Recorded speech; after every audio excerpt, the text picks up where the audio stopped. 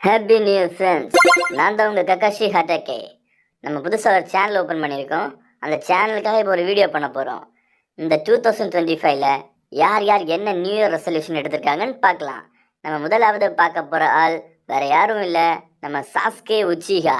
இவர் தான் உச்சிகா இனத்தின் கடைக்குட்டி. சொல்லுங்க சாஸ்கே, உங்களோட நியூ இயர் ரெசல்யூஷன் என்ன? கக்காஷி, இந்த குடிக்கிறது, தம் அடிக்கிறது, இந்த மாதிரி நார பழக்கங்களெல்லாம் விட்டுட்டு கொலை மட்டுமே பண்ற ஒரு கொடூரமான வில்லனா இருக்கணும்னு ஆசைப்படுறேன். என்ன ஒரு நல்ல எண்ணம்.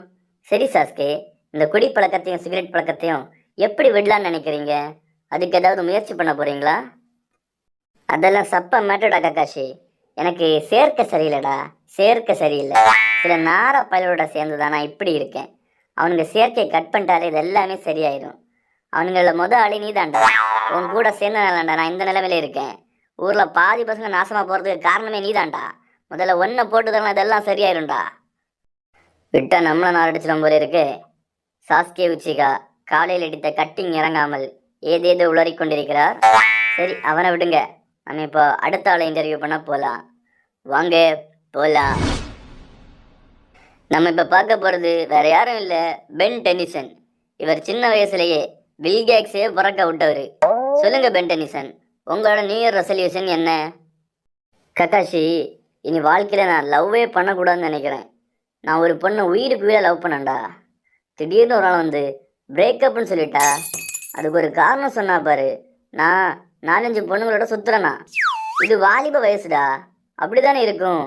இது ஏன்டா அவளுக்கு புரியவே மாட்டேங்குது. சரி, அதான்டா இனி லவ்வே பண்ண வேண்டாம், ஸ்ட்ரைட்டாக மேரேஜ் பண்ணலான்னு முடிவு எடுத்திருக்கேன். அதான்டா இந்த வருஷம் டார்கெட்டாக ஃபிக்ஸ் பண்ணியிருக்கேன். எப்படி? சரி பெண்டனிசன், உங்களுக்கு ஒரு குடும்ப குத்துவிளக்கு மனைவியாக அமைய வாழ்த்துக்கள். இப்படிப்பட்ட ஊர் பொறுக்கியெல்லாம் ஒரு பொண்ணு லவ் பண்ணியிருக்கு, நமக்கு ஒன்றும் அமைய மாட்டேங்குது. என்ன கொடுமை சார். எனக்கு வருத்தம்பா, எனக்கு ரொம்ப வருத்தம். அடுத்தது நமக்கு இன்டர்வியூ கொடுக்க வந்திருப்பது யார் என்றால் சோட்டா பீம். இவருக்கு அறிமுகமே தேவையில்லை. சோட்டா பீம் என்றாலே லட்டு பிரியன் என்று அன்போடு அழைக்கப்படுவார். பல லட்டுகளை திருடி தின்னாலும் இவர் ஒரு ஹீரோ தான். சொல்லுங்க பீம், உங்களோட நியூ இயர் ரெசல்யூஷன் என்ன? அதாவது கக்காஷி, எனக்கு ரொம்ப ஸ்ட்ரெஸ்ஸா இருக்குடா. யாரையாவது தூக்கி போட்டு பொழக்கணும்னு தோணுது. ஒரு நாள் இந்த மங்கள் சிங் அறபோதையில மாட்டினான்டா. அவனை போட்டு பொழன்னு பொழந்துட்டேன். இருந்தாலும் ஸ்ட்ரெஸ் குறையவே மாட்டேங்குதுடா. அதான் ஏதாவது ஒரு போதை ஏற்றணும்னு முடிவு பண்ணேன். கட்டிங்க போடலான்னு நினைச்சேன்டா. கட்டிங்க போட்டால் லிவர் போயிருமாமே. சரி, அது வேணாம், தம் போடலான்னு நினைச்சேன். தம் அடிச்சா லங்ஸ் போயிருமாமே. சரி, அதுவும் வேணாம், தலைமானி யூஸ் பண்ணலான்னு நினச்சேன். அதை யூஸ் பண்ணால் கேன்சர் வருமாமே. முடியலடா, முடியல. இதெல்லாம் யூஸ் பண்ணால் ஸ்ட்ரெஸ் குறையாதுடா, நம்ம ஆயுசு தான் குறையும். அதனால சைட் எஃபெக்டே இல்லாத ஒரு போதைப் பொருளை தயாரிக்கலான்னு நான் முடிவு பண்ணியிருக்கேன்டா. அதை தான் இந்த வருஷம் நியூ இயர் ரெசல்யூஷனாக வச்சுருக்கேன். எப்படி கக்காஷி? இது ஒரு நல்ல முயற்சி. இதை கண்டிப்பாக நம்ம பாராட்டியே ஆகணும். பின் குறிப்பு: இவனுக்கு எனக்கு எந்த சம்மந்தமும் இல்லை. இவர் பெயர் சோட்டா பீம். இவர் டோலக்பூரை சார்ந்தவர். இவர் புதிதாக ஏதோ போதைப் பொருள் தயாரிக்க போகிறாராம். பார்த்து நீ என்ன பண்ணணுமோ அது நீங்களே பண்ணிடுங்க சார்.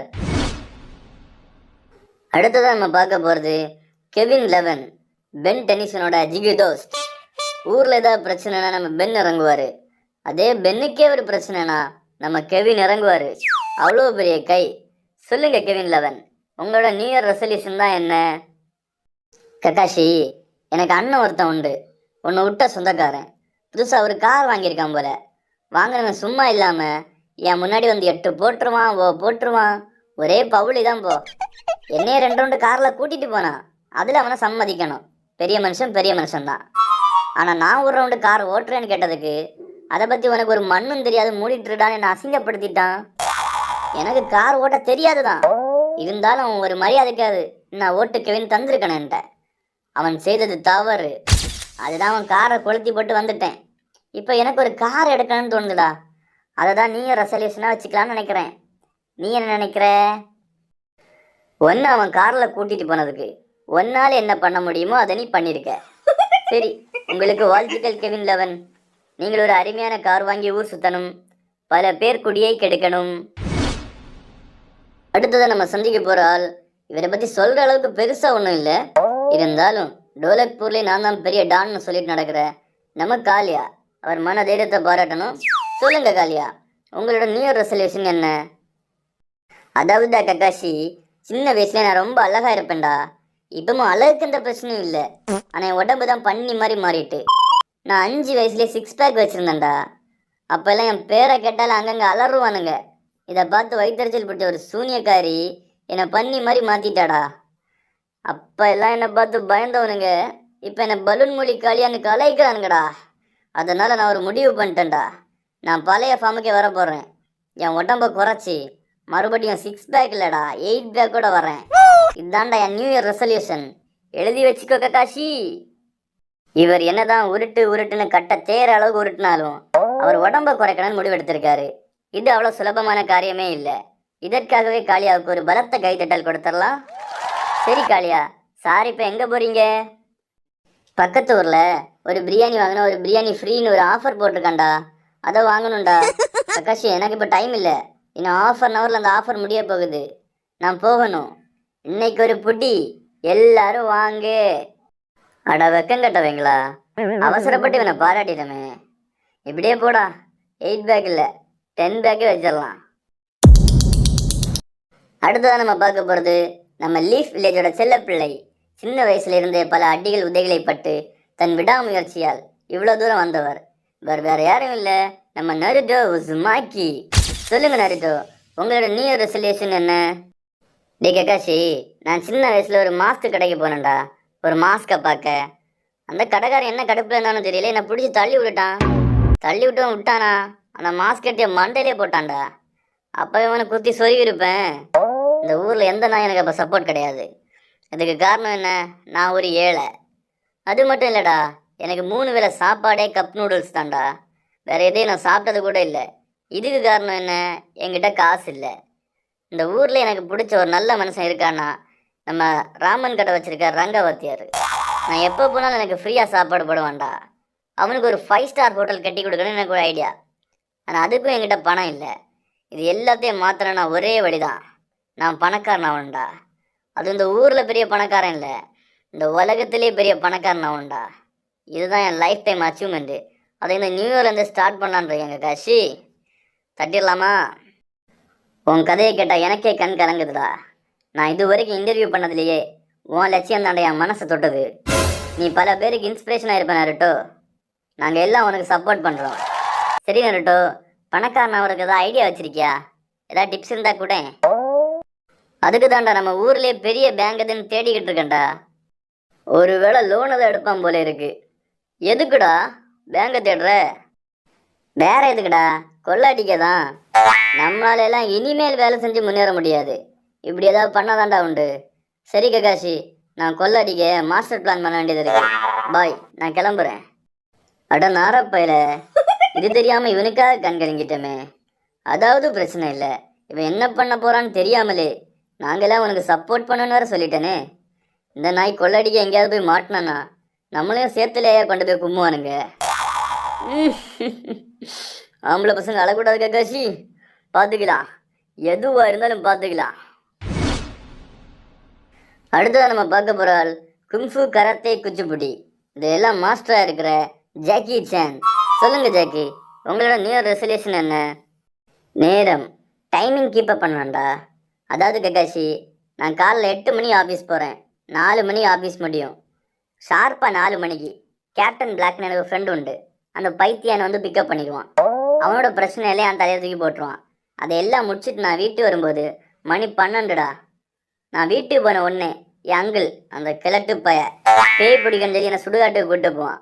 அதெல்லாம் முடிச்சுட்டு மறுபடியும் வீட்டுக்கு வந்தா மறுபடியும் காலைல 8 மணிடா. மறுபடியும் கிளம்பி நான் ஆஃபீஸ் போனோம்.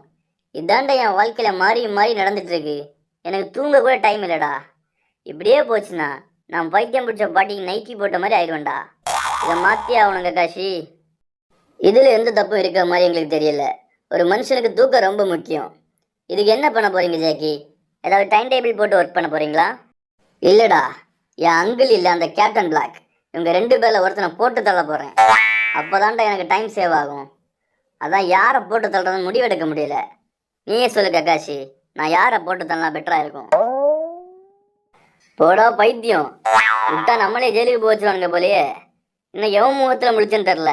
வர்றவன் எல்லாம் மண்டை கோளாறு பிடிச்சவனா இருக்கான். ரைட்டு, சைட் தான் சைக்கிளில் வருது. ஐயையோ இட்டாச்சு, இவனை இன்டர்வியூ எடுக்க போனால் கடுப்பாகி நம்மளை அடிக்காமல் போக மாட்டான். நைஸாக கிளம்பிடுவோமா? இல்லை, அவன் பார்த்துட்டான். இனி கிளம்பணும், தேடி வந்தே மதிப்பான். என்ன பண்ணுறது? சரி, நம்மளே போய் பேசிடுவோம். Itachi, happy new year. எப்படி இருக்க இட்டாச்சி? டே காட்டு போச்சு, நியூ இயரில் என்னடா ஹாப்பி? நீ எனக்கு காசு தர போறியா? இல்லை 10 லட்ச ரூபா தந்துட்டு ஹாப்பி நியூ இயர்னு சொன்னேன்னா அது சரி. இல்லை லீஃப் வில்லேஜ் எனக்கு ஒக்காகவே மாற்ற போகிறீங்களா? இல்லை இந்த வருஷமே நீ மண்டையை போட போறியா? இதில் ஏதாவது நடந்தால் ஹாப்பியாக இருக்கலாம், இல்லாமல் எதுக்குடா ஹாப்பி நியூ இயரு? சரி, இவ்வளோதான். நீ எங்கே என்ன பண்ணிட்டு இருந்த? யார் யார் என்ன மாதிரி நியூ இயர் ரெசல்யூஷன் வச்சுருக்காங்கன்னு ஒரு இன்டர்வியூ எடுத்துகிட்டு இருந்தேன்ட்டாச்சு. அப்படியா? சரி, நீ என்ன நியூ இயர் ரெசல்யூஷன் எடுத்துருக்க? இப்படி திடீர்னு கேட்டால் நான் என்ன சொல்கிறது? அதாவது என்ன மறந்துட்டியா? இல்லை இட்டாச்சி, நான் வந்து அம்பானியாக போகிறேன். அப்படியே போ. அம்பானி ஆகாமல் இந்த ஊர் பக்கம் வந்தால் நான் பார்க்கவே கூடாது. மீறி பார்த்தேன், பார்த்த இடத்துல புதைச்சிருவேன். எனக்கு மட்டும் ஏன்டா இப்படிலாம் நடக்குது? தினமும் ஒரு கிற்கண்டை மாட்டிடுறேன். இப்படி ஒளிஞ்சான் காலங்காத்தால வந்து கடுப்புல கிளப்பிட்டு. அவன் என்னென்ன பிரச்சனை இருக்கான். இவங்களுக்கு ஹாப்பி நியூ இயர் வேற. Happy new year.